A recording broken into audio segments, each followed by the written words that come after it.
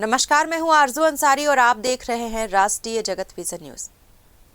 Deputy CM Arun Sao ने पत्रकारों से चर्चा करते हुए कई अहम मुद्दों पर अपनी बात रखी। उन्होंने बताया कि नगरीय निकायों को लेकर उत्तर मध्य क्षेत्रों में 5 नगरीय प्रशासन विभागों की बैठक केंद्रीय मंत्री मनोहर लाल खट्टर की अध्यक्षता में आयोजित की गई, जिसमें भारत सरकार की प्रमुख योजनाओं, पीएम आवास, स्वच्छता अभियान और मोबिलिटी से जुड़े कार्यों की समीक्षा की गई।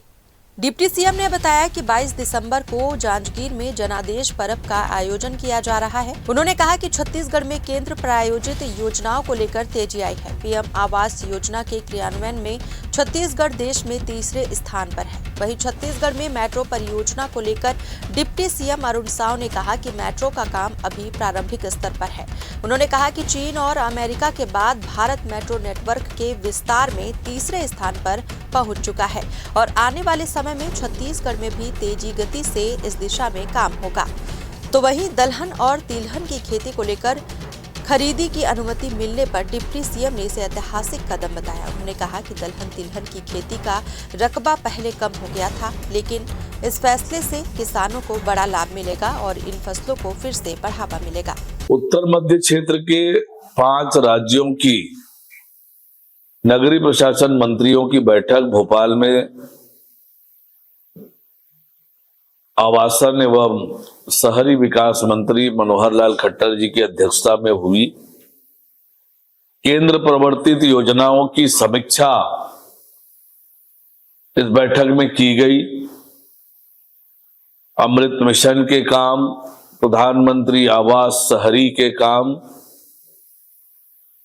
स्वच्छता अभियान के काम, मोबिलिटी के काम, अन्य जितनी प्रकार की योजनाएं भारत सरकार द्वारा संचालित है, उन सब की बृहद समीक्षा की गई। निश्चित रूप से छत्तीसगढ़ के केंद्र प्रायोजित योजनाओं में पिछले 2 साल में ऐतिहासिक रूप से गति आई है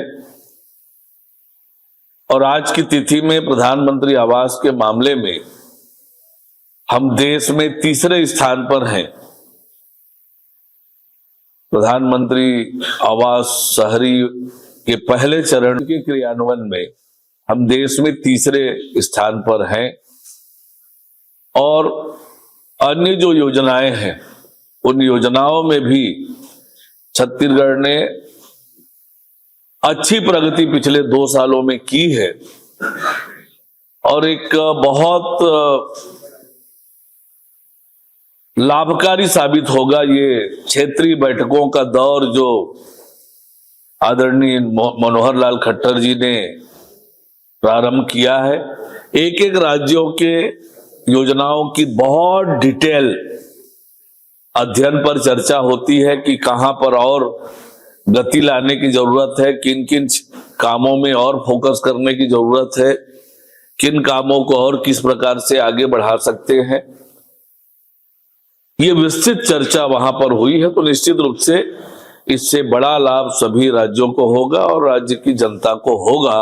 तो बहुत लाभकारी उत्तर मध्य क्षेत्र की बैठक रही है। फिलहाल इस खबर में बस इतना ही। देश प्रदेश की खबरों से अपडेटेड रहने के लिए हमारे चैनल को सब्सक्राइब करें और नए खबरों के नोटिफिकेशन के लिए बेल आइकॉन जरूर दबाएं। नमस्कार।